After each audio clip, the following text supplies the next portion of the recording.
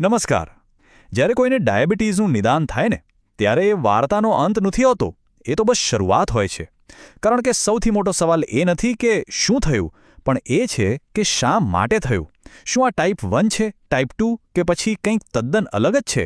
ચાલો આજે આપણે ડાયાબિટીસના વર્ગીકરણ પાછળના આ જ રહસ્યને ઉકેલીએ. જુઓ, પહેલાંના સમયમાં ડાયાબિટીસને ઓળખવાની રીત બહુ જ સિમ્પલ હતી. જો કોઈ યુવાન અને પાતળું હોય તો ટાઈપ 1, અને જો કોઈની ઉંમર વધુ હોય અને વજન પણ વધારે હોય તો ટાઈપ 2. બસ આટલું જ.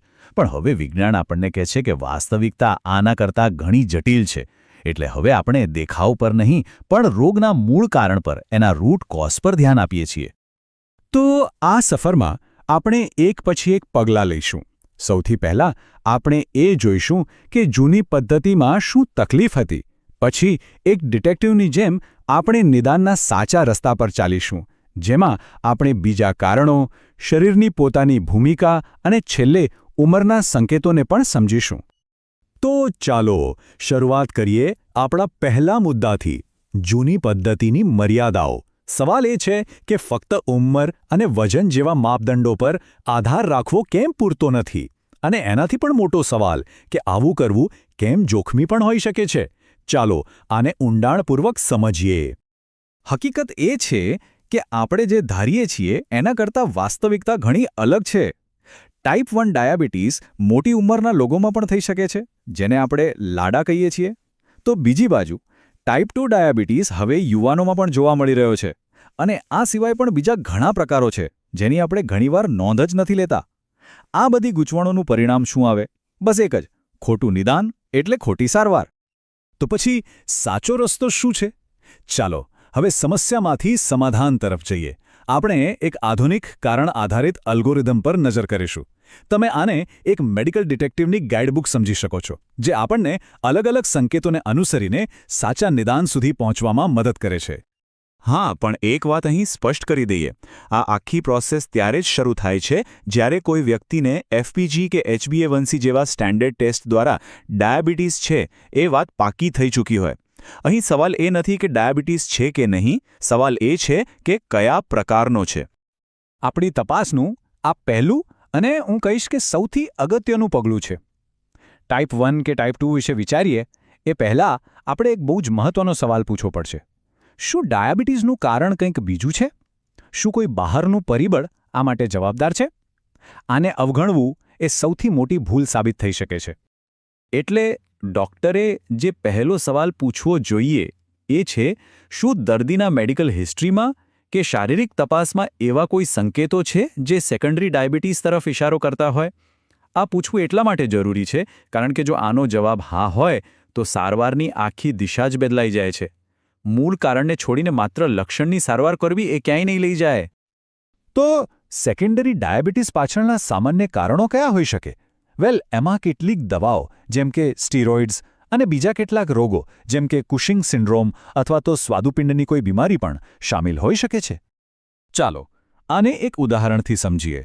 ધારો કે એક 45 વર્ષના ભાઈ છે જેમને ડાયાબિટીસનું નિદાન થયું છે, પણ સાથે સાથે એમને કુશિંગ સિન્ડ્રોમના લક્ષણો પણ છે. તો અહીં ડાયાબિટીસનું મૂળ કારણ એ સિન્ડ્રોમ છે. એટલે આ ટાઈપ 2 ડાયાબિટીસ નથી. આ સમજવું સારવાર માટે ખૂબ જ જરૂરી છે. ઓકે, તો માની લો કે કોઈ બહારનું કારણ નથી મળ્યું. તો હવે શું? હવે આપણે શરીરની અંદર જોવું પડશે. આપણું બીજું પગલું છે ઓટો ઇમ્યુનિટી, એટલે કે સ્વરોગ પ્રતિકારકતા. શું શરીર પોતે જ પોતાના પર હુમલો કરી રહ્યું છે?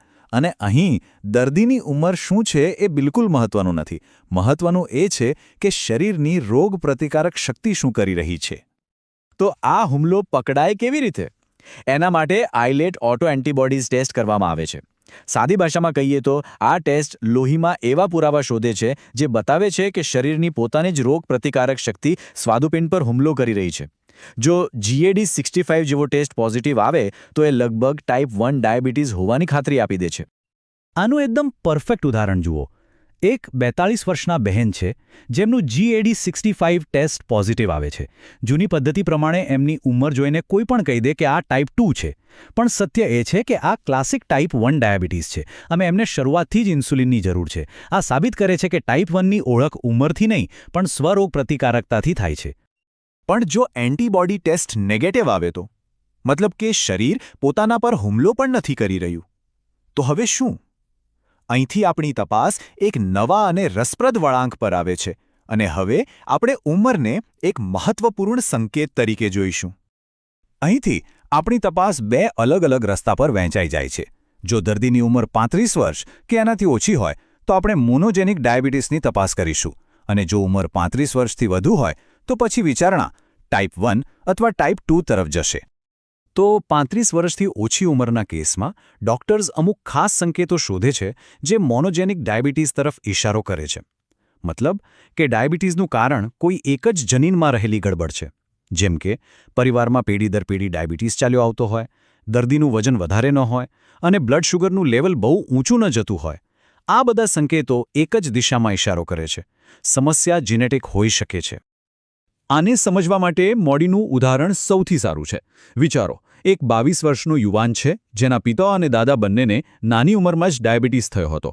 આટલી મજબૂત ફેમિલી હિસ્ટ્રી એ પોતે જ એક મોટો સંકેત છે કે આ કોઈ સામાન્ય ડાયાબિટીસ નથી. અને જો મોનોજેનિક ડાયાબિટીસના કોઈ સંકેતો ન મળે તો પછી સી પેપ્ટાઇડ ટેસ્ટ કરવામાં આવે છે. આ ટેસ્ટ બસ એટલું માપે છે કે શરીર પોતે કેટલું ઇન્સ્યુલિન બનાવી રહ્યું છે. જો લેવલ 200થી ઓછું હોય તો એનો મતલબ કે ઇન્સ્યુલિન લગભગ બનતું જ નથી, જે ટાઈપ 1ની નિશાની છે. અને જો લેવલ 600થી વધારે હોય તો એનો અર્થ છે કે ઇન્સ્યુલિનનું ઉત્પાદન હજી પણ ચાલુ છે, જેમ કે ટાઈપ 2માં જોવા મળે છે. હવે વાત કરીએ 35 વર્ષથી વધુ ઉંમરના લોકોની. અહીં પ્રક્રિયા ઘણી સરળ બની જાય છે. એકવાર આપણે સેકન્ડરી કારણો અને ટાઈપ 1ની કોઈપણ શંકાને દૂર કરી દઈએ તો મોટાભાગના કેસમાં નિદાન ટાઈપ 2 ડાયાબિટીસ જ હોય છે. તો આ આખી ચર્ચા પછી આપણે એક જ મુખ્ય નિયમ પર આવીએ છીએ. ડાયાબિટીસનું વર્ગીકરણ કારણ પર આધારિત હોવું જોઈએ, ઉંમર કે શરીરના વજન પર નહીં. જો આખા વિશ્લેષણમાંથી એક જ વાત યાદ રાખવી હોય તો એ આ છે. પણ આટલી બધી મહેનત શા માટે? કારણ કે ખોટા નિદાનના પરિણામો બહુ ગંભીર હોય છે. વિચારો, લાડાને ભૂલથી ટાઈપ 2 કહી દેવાથી જરૂરી ઇન્સ્યુલિન મળવામાં મોડું થાય છે. મોનોજેનિક ડાયાબિટીસને ન ઓળખવાનો મતલબ છે કે દર્દીને આખી જિંદગી બિનજરૂરી ઇન્સ્યુલિન આપવું. અને સેકન્ડરી ડાયાબિટીસને અવગણવાનો અર્થ છે કે આપણે મૂળ બીમારીની સારવાર જ નથી કરી રહ્યા. આ ભૂલોની કિંમત બહુ મોટી હોય છે. આ બધી જ મહેનતનું લક્ષ્ય માત્ર એક જ છે, એક અને માત્ર એક સાચું નિદાન. કારણ કે આ એક નિદાન જ આખી સારવારનો પાયો નક્કી કરે છે. તો અંતે ચાલો આ વાતને એક સવાલ સાથે પૂરી કરીએ. ડાયાબિટીસનું નિદાન કરતી વખતે શું આપણે ફક્ત કયો પ્રકાર છે એ જાણવાને બદલે આ શા માટે થયું એ પૂછવા પર વધુ ભાર મૂકવો જોઈએ? કારણ કે કદાચ સાચી અને સૌથી અસરકારક સારવારનો દરવાજો એ શા માટેના જવાબમાં છુપાયેલો છે. આના પર જરૂર વિચાર કરજો.